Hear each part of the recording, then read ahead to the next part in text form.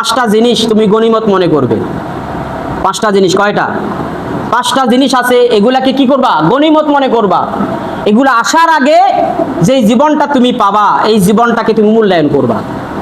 শাবাবাকা ক্বাবলা হারামিকা, বৃদ্ধ হওয়ার পূর্বে যুবক, এখন তুমি তাগড়া যুবক, গায়ে শক্তি আছে, আল্লাহর ইবাদত করতে পারো। যখন তুমি বৃদ্ধ হয়ে যাবা তখন সেই শক্তি তোমার আর থাকবে না। অতএব বৃদ্ধ হওয়ার আগে যেই যুবক, যেই যৌবন তোমার আছে, এই যৌবনটা তুমি ইসলামের জন্য কাজে লাগাও। ওয়াসিহাতাকা ক্বাবলা সাকামিকা, অসুস্থতার পূর্বে সুস্থতাকে কাজে লাগাবা। তুমি অসুস্থ হয়ে গেলে নামাজ পড়তে পারবে না, ইবাদত করতে পারবে না। এখন তুমি সুস্থ আছো, ইবাদত বেশি বেশি করো। যখন তুমি অসুস্থ হয়ে যাবা, ইচ্ছে করলেও ইবাদত করতে পারবে না। ওয়াগানাকা ক্বাবলা ফাকরিকা, এখন তোমার টাকা আছে, গরিব হওয়ার পূর্বে টাকাগুলাকে ইসলামের কাজে ব্যয় করবা।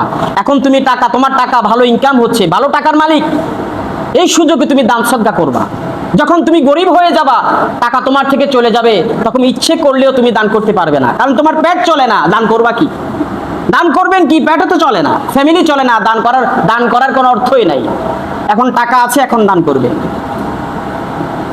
ফারাগাকা ক্বাবলা শুগলিকা, এখন আপনি ব্যস্ত নাই, ফ্রি আছেন, এই ফ্রি সময়টা ইবাদতে কাজে লাগান।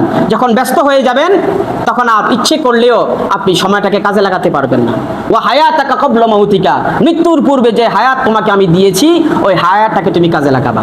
মৃত্যুবরণ করলে আর কোনো আমল চলবে না, সব আমল নাম আল্লাহ পাক ক্লোজ করে দিবেন। আল্লাহ পাক আমাদেরকে তৌফিক দান করুক। ওয়া আখিরি দাওয়ানা আলহামদুলিল্লাহি রাব্বিল আলামিন। যারা সুন্নাত ওয়াল জামাত